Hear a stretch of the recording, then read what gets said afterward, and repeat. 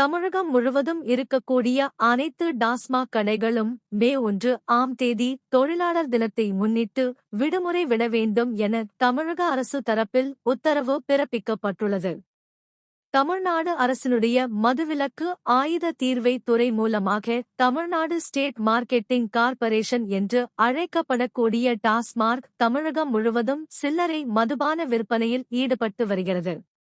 சில்லறை விற்பனையில் உள்ள டாஸ்மாக் கடைகள் அனைத்தும் வருகிறதே 1ஆம் தேதி அன்று விடுமுறை வழங்க வேண்டும் என்றும் அதனைத் தொடர்ந்து டாஸ்மாக் கடைகளோடு இணைந்த மதுக்கூடங்கள், தனியார் பார்கள், நட்சத்திர ஹோட்டல்களில் உள்ள பார்கள், மனம் மகிழ் பார்கள் போன்றவை செயல்படக்கூடாது என்றும் அவற்றிற்கு தடை விதித்து தமிழக அரசு உத்தரவிட்டிருக்கிறது. ஒவ்வொரு வருடமும் தொழிலாளர் தினத்தை முன்னிட்டு தமிழகத்தில் இருக்கக்கூடிய அனைத்து டாஸ்மாக் கடைகளும் விடுமுறை விடப்படுவதைப் போல இந்த ஆண்டு விடுமுறை தினமாக தமிழக அரசு அறிவித்திருக்கிறது.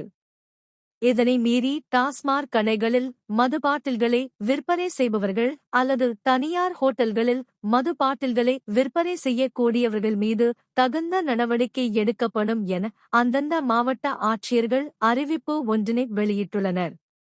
வருடத்திற்கு 10 நாட்கள் மதுபான கடைகளுக்கு பொது ஒரு முறையாக அறிவிக்கப்பட்டு இருக்கும் நிலையில் தொழிலாளர் தினம் ஒரு பொது விடுமுறை என்பது குறிப்பிடத்தக்கது.